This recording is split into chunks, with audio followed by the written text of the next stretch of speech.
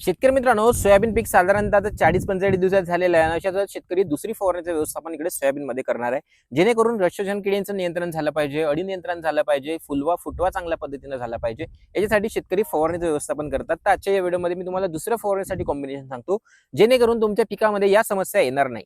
तर त्यासाठी व्हिडिओ शेवटपर्यंत नक्की बघा आणि पहिल्यांदा आपल्या चॅनलवर आले असाल ना तर एक सबस्क्राईब होऊन जाऊ द्या. तर मित्रांनो, तुम्ही पाहू शकता सोयाबीन कशा पद्धतीने एक नंबर आपल्याला दिसत आहे, फुटवा सुद्धा चांगल्या पद्धतीने आहे. तर अशातच आपल्याला यावर दुसरी फवारणीचं व्यवस्थापन करून घ्यायचं आहे. त्यामध्ये मी तुम्हाला काही कॉम्बिनेशन सांगतो, त्याचा वापर तुम्ही नक्कीच करू शकता, जेणेकरून सोयाबीनचं येणारं उत्पादन आहे ते चांगलं येईल.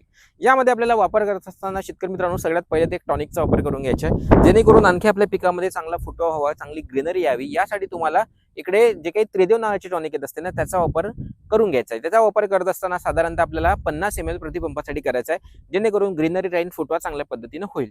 याचबरोबर तुम्हाला इकडे मिस्टर नॅनो किंवा जेट 100चा वापर करून घ्यायचा आहे. मिस्टर नॅनो आणि जेट 100 मध्ये आपल्याला जॅस्फोनिक ऍसिड टेक्निकल पाहायला मिळते, जे काही फ्लावरिंग आहे ते इंक्रीज करण्यासाठी मदत करत असते. याचा वापर करत असताना आपल्याला साधारणतः मिस्टर नॅनोचा वापर प्रति एकरी 1 ग्राम या पद्धतीने करायचा आहे आणि जेट 100चा वापर करत असताना जे काही आपले 5 ग्रामची पुढीत असते त्याचे 2 पंप करून आपल्या पिकामध्ये फवारणी करून घ्यायची आहे. या पद्धतीने तुम्हाला फ्लावरिंग इन्क्रीज होण्यात मदत होईल. या आता दुसरा टेक्निकल आपल्याला घ्यायचे ते म्हणजे रस शोषण करणाऱ्या किडींच्या नियंत्रणासाठी.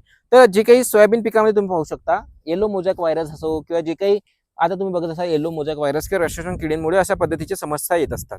तर याला नियंत्रण करण्यासाठी तुम्ही ॲग्रोमाइटचा वापर करू शकता. ॲग्रोमाइटचा वापर करत असताना साधारणतः तुम्हाला 20 ते 25 ml या प्रमाणात करून घ्यायचा आहे. याच्यामुळे तुम्हाला ह्या समस्येवर चांगल्या पद्धतीने नियंत्रण पाहायला मिळणार आहे. यानंतर एक आहे अळी नियंत्रणासाठी, कारण बऱ्यापैकी जे काही सोयाबीन उत्पादक शेतकरी आहे त्यांना अळी हा एक महत्त्वाचा प्रॉब्लेम मानल्या जातात. तर अळी नियंत्रणासाठी तुम्ही शूटरचा वापर करू शकता.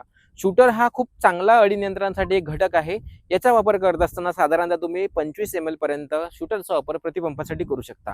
एवढं जरी तुम्ही कॉम्बिनेशन स्प्रे केलं ना तर तुमच्या सोयाबीन पिकामध्ये खूप चांगल्या पद्धतीने फ्लावरिंग होईल, रस शोषण किडींचं नियंत्रण होईल आणि सुद्धा अळी नियंत्रण सुद्धा चांगल्या पद्धतीने झालेलं पाहायला मिळणार आहे. तर एकंदरीत हे कॉम्बिनेशन स्प्रे करा. याबद्दलची अधिक माहिती पाहिजे असेल तर स्क्रीनवर दिलेल्या नंबरवर संपर्क करा. नशेच आमच्याशी जोडून राहा. हा व्हिडिओ तर सोयाबीन उत्पादक शेतकऱ्यांना लवकरात लवकर शेअर करून टाका. धन्यवाद.